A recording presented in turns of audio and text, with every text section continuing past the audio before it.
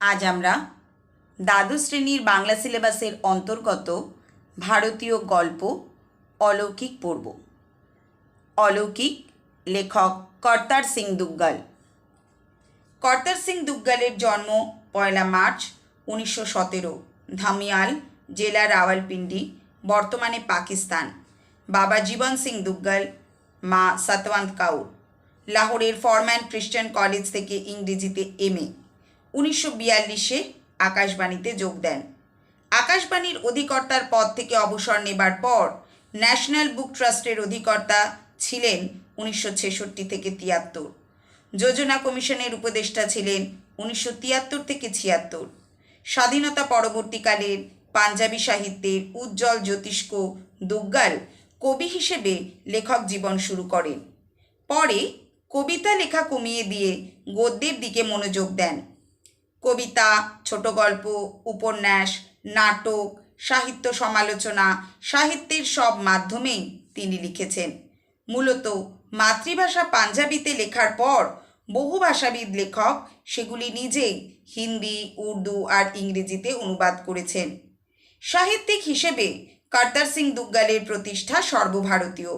সাহিত্য একাডেমি পুরস্কার 1965, গালিব পুরস্কার 1976, সোভিয়েত ল্যান্ড নেহেরু পুরস্কার 1981, ভাই বীর সিং পুরস্কার 1989 ছাড়াও পেয়েছেন পদ্মভূষণ 1988।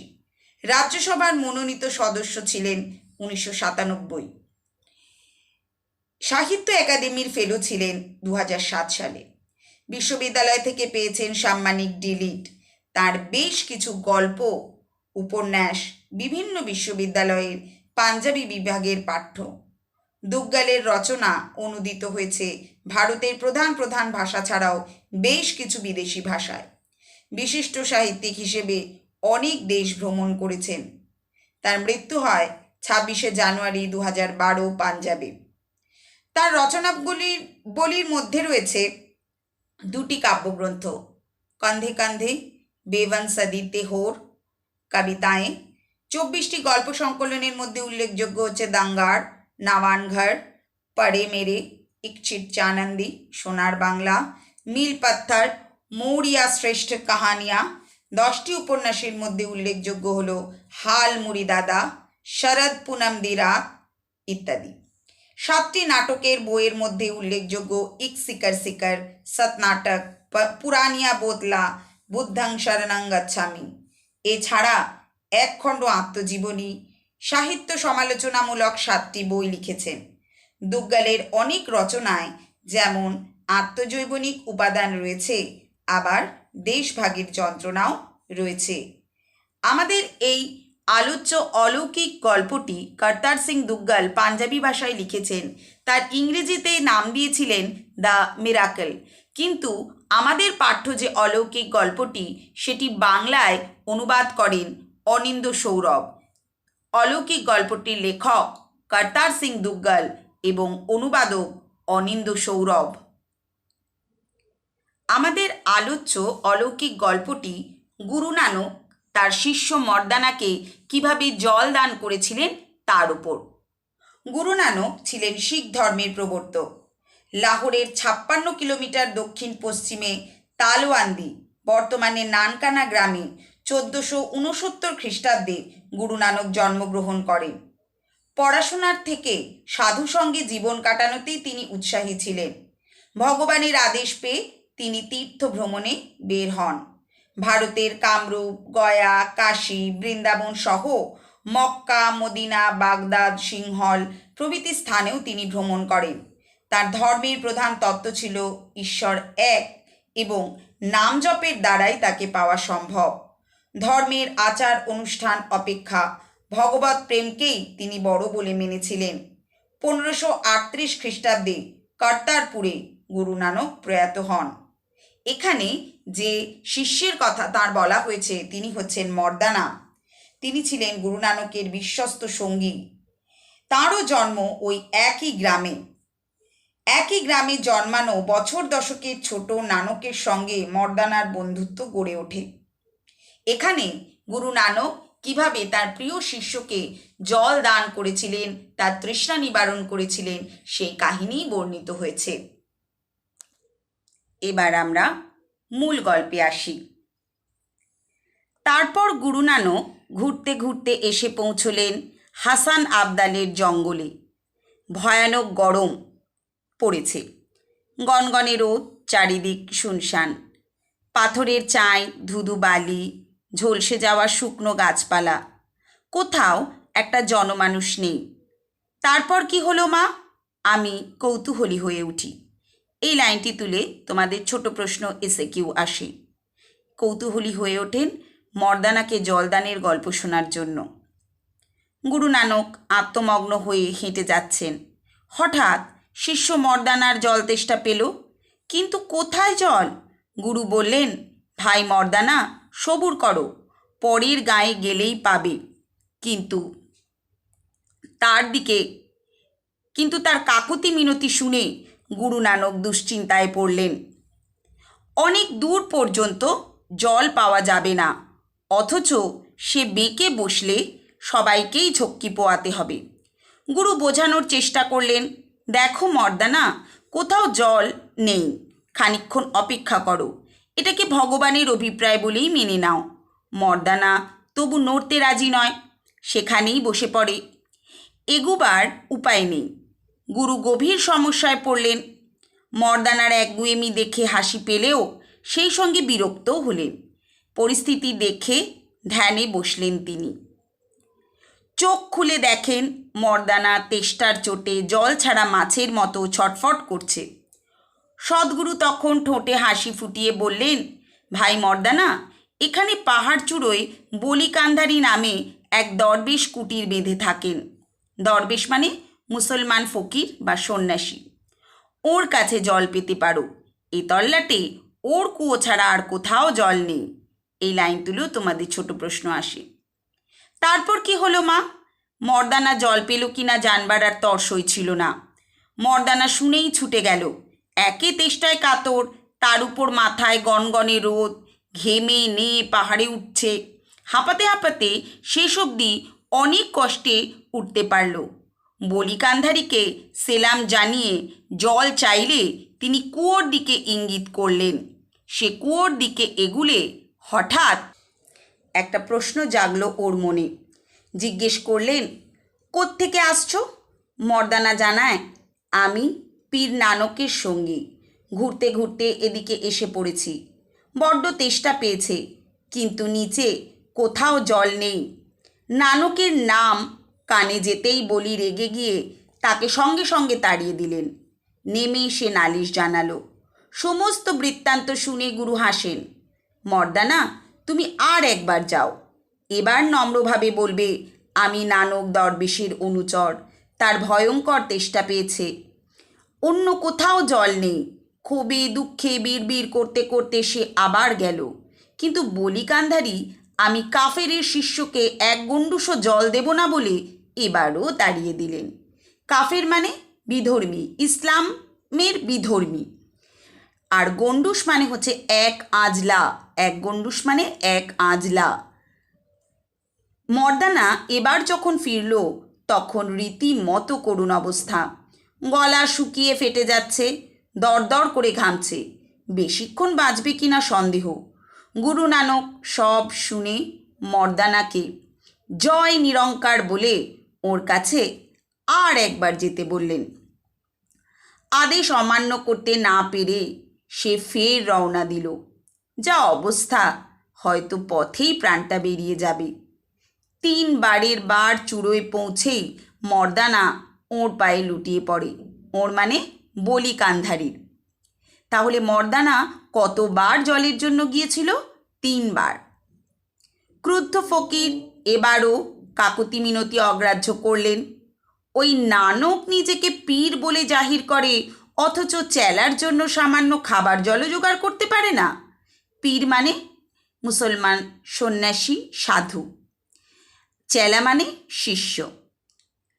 বলি কান্ধারী যথেচ্ছ গালাগাল করলেন। মর্দানা নেমে এসে গুরু নানকের পায়ে প্রায় মূর্ছিত হয়ে পড়ল। পিঠে হাত বুলিয়ে সাহস জুগিয়ে উনি নেমে এসে উনি তাকে সামনের পাথরটা তুলতে বললেন। পাথরটা তোলায় তলা থেকে জলের ঝর্ণা বেরিয়ে এলো। নিমেষেই চারিদিকে থই থই। ঠিক সেই সময় বলি কান্ধারির জলের দরকার হয়েছে। দেখেন কুয়োয় একটুও জল নেই। উনি রীতিমতো হতভম্ব। ওখানে উনি হলেন কে না বলি কান্ধারি। ওদিকে নিচের জলস্রোত দেখা দিয়েছে। বলি কান্ধারি দেখলেন গুরু নানক দূরে বাবলাতলে অনুচর সহ বসে রয়েছেন। ক্ষিপ্ত হয়ে বলি পাথরের একখানা চাঙড় নিচে গড়িয়ে দেন।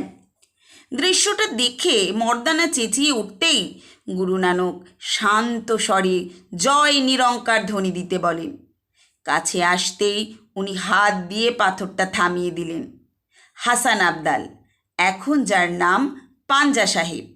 গুরু নানকের হাতের ছাপ ওতে আজও লেগে রয়েছে। এই যে হাসান আবদাল, সেই হাসান আবদালের নাম পরিবর্তিত হয়ে হয় পাঞ্জা সাহেব। পাঞ্জা মানে হাতের তালু। সেই গুরু নানকের হাতের ছাপ পাথরের মধ্যে লেগেছিল। গুরু নানক হাত দিয়ে সেই পাথরের চাঙড় থামিয়ে দিয়েছিলেন। তাই জন্য সেই জায়গার নাম হাসান আবদাল থেকে বদলে গিয়ে হলো পাঞ্জা সাহেব। এবার আমরা পরবর্তী অংশে আসি। গল্পটা শুনতে বেশ ভালো লাগছিল, কিন্তু হাত দিয়ে পাথরের চাঙড় থামিয়ে দেবার ব্যাপারটা মেজাজ বিগড়ে দিল। এ কি আদৌ সম্ভব? একটা মানুষ কিভাবে পাথরের চাঙড় থামিয়ে দেবে? ওতে কি না আজও হাতের ছাপ লেগে আছে? বিশ্বাস হলো না। কথকের যুক্তিবাদী মন এই অলৌকিক বিষয়টিকে মানতে রাজি হয়নি। তাই তার মনে হয় পরে কেউ খোদাই করেছে। মার সঙ্গে তর্ক শুরু করি। পাথরের তলা থেকে জল বেরিয়ে আসার ব্যাপারটা মেনে নেওয়া যেতে পারে। বৈজ্ঞানিক পদ্ধতিতে জলের উৎস আবিষ্কার করা যেতে পারে, কিন্তু পাহাড় থেকে গড়িয়ে পড়া পাথরের চাঙড় হাত দিয়ে থামিয়ে দেওয়া কিছুতেই বিশ্বাস হলো না। মুখের ভঙ্গিতে মনের ভাবটা ফুটে ওঠায় মা চুপ করে গেলেন। গড়িয়ে পড়া পাথর কিভাবে থামবে? গল্পটা মনে পড়লেই হাসি পেত। গল্পটা বার কয়েক গুরুদ্বারাতেও শুনেছি। গুরুদ্বারা মানে শিখ ধর্মের উপাসনালয়। কিন্তু এই ব্যাপারটাতে সব সময় মাথা বাঁকিয়েছি। এটা অসম্ভব। গল্পটা আমাদের স্কুলে শোনানো হলো। পাথরের ব্যাপারটা নিয়ে মাস্টারমশাইয়ের সঙ্গে তর্কও করলাম। যারা পারে তাদের পক্ষে মোটেই অসম্ভব নয় বলে উনি আমাকে চুপ করিয়ে দিলেন। তবু বিশ্বাস হলো না। পাথরের চাঙড় কেউ থামাতে পারে? আমার চেঁচিয়ে উঠতে ইচ্ছা করত। কিছুদিন পর শুনলাম পাঞ্জা সাহেবে শাঁকা হয়েছে। সেকালে ঘন ঘন শাঁকা হতো। কোথাও শাঁকা হলেই বুঝতে পারতাম বাড়িতে অরন্ধন, রাতে মেঝেতে শুতে হবে। তবে শাঁকা আসলে কি তখন জানতাম না। শাঁকা হলো কোনো ন্যায়সঙ্গত অধিকারের জন্য কোনো মহৎ উদ্দেশ্যে মৃত্যুবরণের ঘটনা। একেই পাঞ্জাবি ভাষায় বলা হতো শাঁকা। স্বাধীনতার পূর্বে ভারতে পাঞ্জাব অঞ্চলে প্রায়শই ইংরেজ শাসকরা ভারতীয়দের ওপর নির্বিচারে গুলি চালানোয় এ ধরনের শাঁকা ঘটে থাকত। শিখ ইতিহাসের উল্লেখযোগ্য শাখাগুলির মধ্যে রয়েছে 1919 সালের জালিয়ানওয়ালাবাগের শাঁকা, 1921 সালের নানকানা সাহেবের শাঁকা, 1922 সালে পাঞ্জা সাহেবের শাঁকা প্রভৃতি। প্রত্যেকটি শাঁকাতেই বহু নিরীহ ধর্মপ্রাণ শিখ প্রাণ হারান।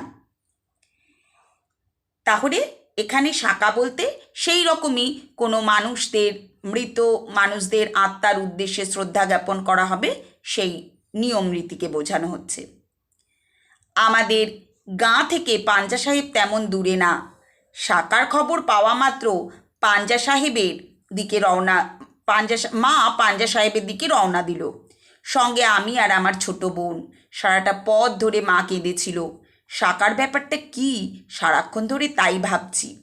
পাঞ্জা সাহেবের পৌঁছে এক আশ্চর্য ঘটনার কথা জানতে পারি।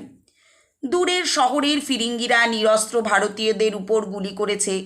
আবাল বৃদ্ধ বনিতা সবাই আছে মৃতদের মধ্যে। আবাল বৃদ্ধ বনিতা মানে হচ্ছে পুরুষ, নারী, বয়স্ক এবং শিশুরা। বাকিদের অন্য শহরে জেলে পাঠানো হচ্ছে।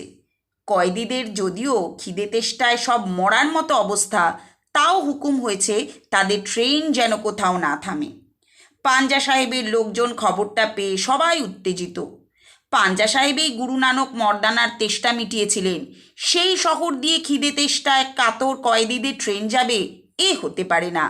ঠিক হলো ট্রেনটা থামানো হবে। স্টেশন মাস্টারের কাছে আবেদন জানানো হলো, টেলিফোন টেলিগ্রাম গেল, তবু ফিরিঙ্গিদের হুকুম কিছুতেই ট্রেন থামানো যাবে না। এদিকে ট্রেনের মধ্যে স্বাধীনতা সংগ্রামী দেশপ্রেমিকরা খিদে কাতর। জল রুটির ব্যবস্থা নেই, সেখানে ট্রেন থামানোর কোনো ব্যবস্থা হয়নি। তবু লোকজন ট্রেন থামাতে বদ্ধপরিকর। শহরবাসীরা তাই স্টেশনে রুটি, পায়েস, লুচি, ডাল ডাঁই করে রাখে। কিন্তু ট্রেনটা ঝড়ের বেগে স্টেশন পেরিয়ে যাবে। কি করা যায়?